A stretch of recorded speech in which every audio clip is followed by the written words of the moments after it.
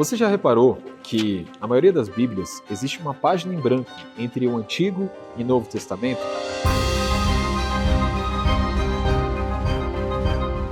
Assim como um teatro que se fecha as cortinas e ninguém mais consegue contemplar algo que está acontecendo, por trás dos panos está acontecendo algo. Aquela equipe está trabalhando para que um novo cenário seja montado. E é exatamente isso que está acontecendo dentro daquilo que Deus está construindo em sua história. Antes do nascimento de Jesus, diversas coisas aconteceram no contexto de Israel, mas não foram coisas aleatórias. Foram coisas que justamente estavam contribuindo à chegada do Senhor Jesus. Esses 400 anos são chamados de silêncio porque Deus, ele não falou com nenhum profeta. Ele não usou nenhum profeta para falar à nação de Israel. Porém, Deus estava preparando todo o cenário para que o Senhor Jesus, o nosso Senhor, chegasse à terra.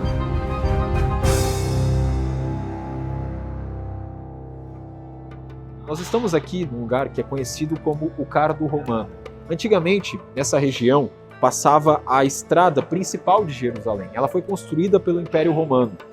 Nessa estrada, geralmente passava as pessoas que iam realizar algum comércio naquela cidade ou os mercadantes, pessoas que passavam para ir para outra região. Ou seja, essa via era muito importante para o comércio local, para a economia local, que foi construída pelo Império Romano.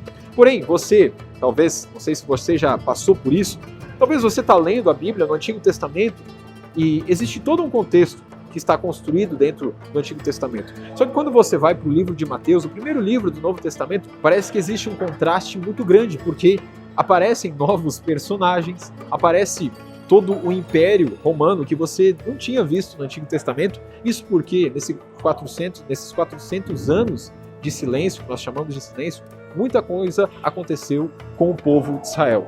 Nós terminamos a narrativa bíblica no Antigo Testamento com o povo de Israel voltando do seu exílio na Babilônia. Lembrando que eles foram para o exílio com o rei Nabucodonosor, levando eles cativos para a Babilônia, mas durante esse reinado, durante esse exílio, o rei persa Ciro assume o poder.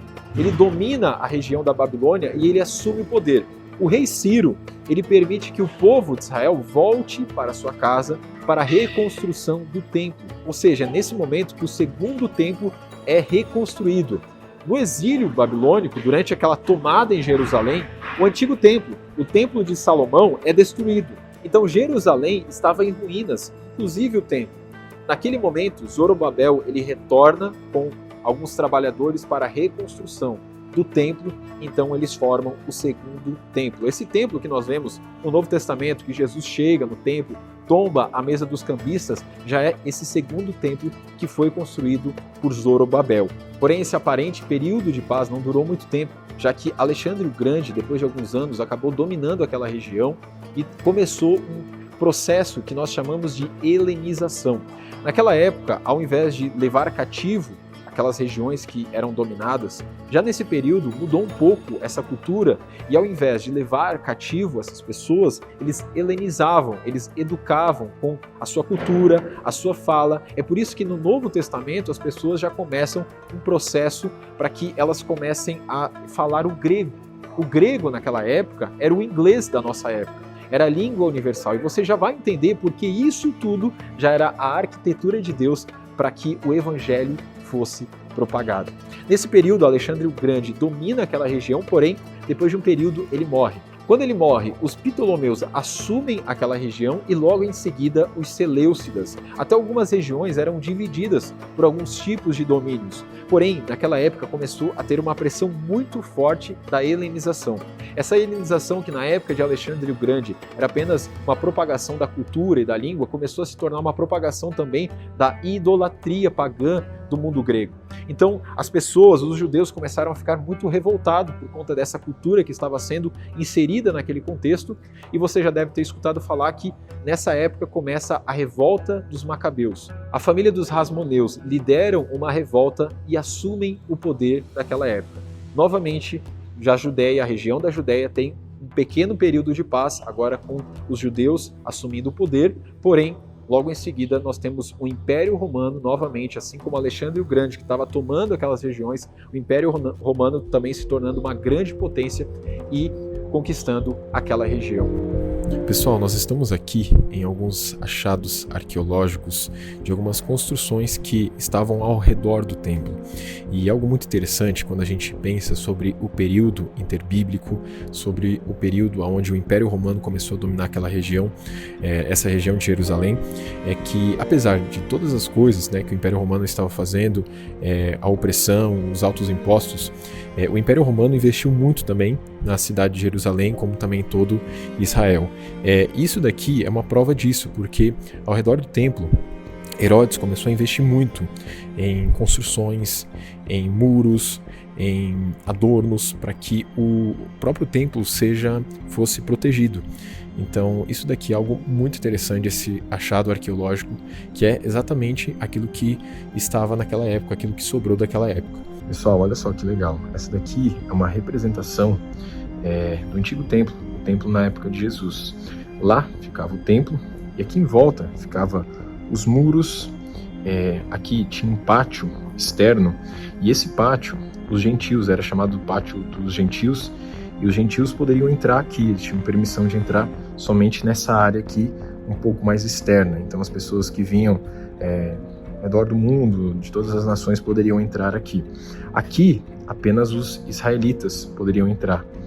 Apenas os judeus poderiam entrar aqui nesse pátio um pouco mais interno. Esse pátio aqui, bem dentro do templo praticamente, somente os sacerdotes poderiam entrar. E lá dentro do templo, dentro do Santo dos Santos, apenas o sumo sacerdote, uma vez ao ano, poderia entrar lá, oferecer o sacrifício e entrar lá no dia do Yom Kippur, o dia da expiação.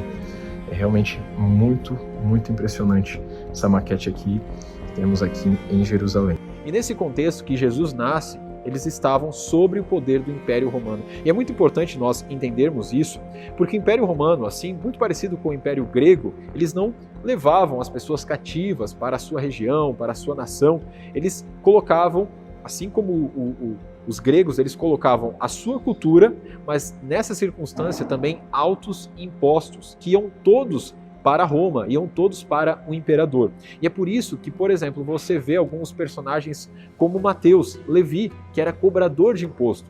E naquela época, um cobrador de imposto era visto como um traidor da pátria, porque geralmente eles pegavam algum judeu, algum conterrâneo daquele local e colocavam ele como um cobrador de imposto. Era um salário muito alto que eles tinham, porém ele era mal visto, ele era tratado como um pecador, alguém que traiu a Deus, alguém que se voltou contra a nação de Deus. E é nesse contexto que nasce Jesus, um ambiente hostil, onde as pessoas já não aguentavam mais pagar altos impostos, onde as pessoas esperavam por um Salvador, onde as pessoas esperavam pelo Messias. É nessa época também que acontece uma divisão interna, algumas facções são formadas, que você já deve ter lido, os fariseus, os saduceus. Todas essas facções, elas nascem por conta dessa busca pelo zelo, porque depois do exílio babilônico, eles entenderam que eles foram para o exílio por conta da sua desobediência.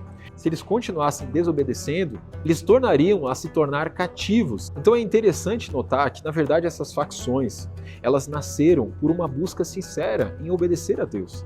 Sabe, irmãos, e quando nós lemos os fariseus que criticavam Jesus, talvez muitos de nós temos uma visão errada sobre eles, porque tudo isso nasceu em uma busca sincera, como muitos de nós.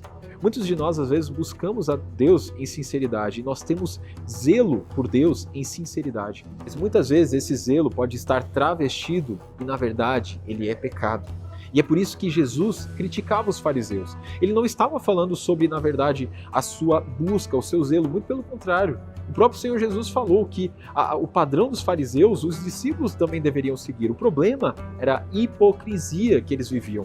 O problema é que eles eram zelosos, como dar o dízimo, da hortelã, do endro, do cominho, mas eles negavam a justiça, a fé, a misericórdia. Ou seja, a fé era apenas externa. Essa busca de obedecer todas as regras, de estabelecer tradições que na verdade o Senhor Deus nunca tinha pedido para eles, eles começaram a viver uma vida de hipocrisia, esquecendo-se da fé genuína, esquecendo-se da misericórdia, esquecendo-se de amar o próximo. E em meio disso que Jesus nasce. Um ambiente onde a fé se tornou uma hipocrisia. Um ambiente onde as pessoas até talvez iniciavam a sua caminhada em sinceridade, mas no decorrer da sua caminhada conseguiam fazer com que esse zelo, na verdade, escondesse o seu pecado. Alguém que é devoto a Deus apenas por aparência. Alguém que busca a Deus apenas, talvez, podemos dizer nos nossos dias, apenas quando os outros estão vendo. Apenas externamente, mas no seu íntimo, no seu coração, está endurecido. Sabe, irmãos, é nessa época também que você vai perceber que as pessoas, elas tinham um preconceito que era travestido também de zelo, que é o preconceito contra os samaritanos. Na época que o povo de Israel volta do exílio, o povo samaritano, que é o povo que ficava mais ao norte, alguns deles permaneceram na terra e começaram a se casar com pessoas, mulheres de outras nações. Então começa a acontecer uma mistura muito grande de outras nações com a nação de Israel. E esse povo, ele é rejeitado por aqueles judeus que voltaram do exílio babilônico, porque eles entendiam que eles traíram a sua nação, que eles estavam abandonando a fé.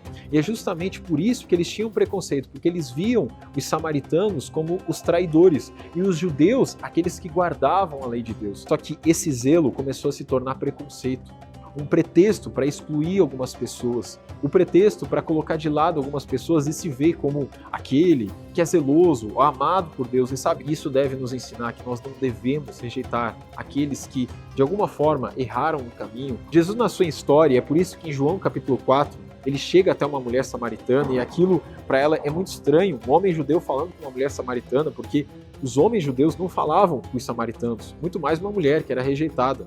E naquele contexto, Jesus estava mostrando que ele veio não apenas para os judeus, ele não veio apenas para aqueles que se viam como os zelosos, ele não veio para aqueles que têm uma vida perfeita, aquele que através das suas próprias obras, dos seus bons feitos, conseguem chegar a Deus, muito pelo contrário, ele veio para o rejeitado. Jesus veio para aquele que talvez não é bem visto na sociedade e que agora pode crer no Evangelho. O Senhor Jesus, ele veio justamente nesse contexto porque ele queria mostrar que ele veio para todos. Essa imagem nos mostra que Jesus veio para esses, pessoas comuns, pessoas com um cotidiano comum, pessoas que não tinham nada de especial, como eu e você talvez. Pessoas que talvez são ignoradas quando alguém passa por ela na rua, mas ainda assim são amadas por Ele. E é por isso que o Evangelho é uma loucura. O Evangelho era uma loucura naquela época. Paulo vai falar isso, que as pessoas não conseguem compreender o Evangelho, porque naquele ambiente você ser devoto a Deus, você ser zeloso a Deus, significava que você precisa estudar muito, você precisa mostrar através das suas obras que você era capaz de crescer no conhecimento da Torá, da lei, mas não, o Evangelho é uma loucura, porque não se trata do quanto você consegue apresentar as suas habilidades, se trata do quanto o seu coração está disposto, o quanto o seu coração quer desenvolver o conhecimento de Deus. E eu quero te perguntar, você está pronto para nossas próximas aulas? Você está pronto para conhecer mais a história de Jesus, desse homem que foi tratado como um qualquer, que era um grande mestre, mas foi rejeitado por muitos, mas que ele veio também para aqueles que foram rejeitados. Ele é aquele que veio para o solitário e que agora faz o solitário andar em família. Irmãos, eu quero te convidar agora para entrar junto conosco nessa jornada, na história de Jesus. Vamos nessa?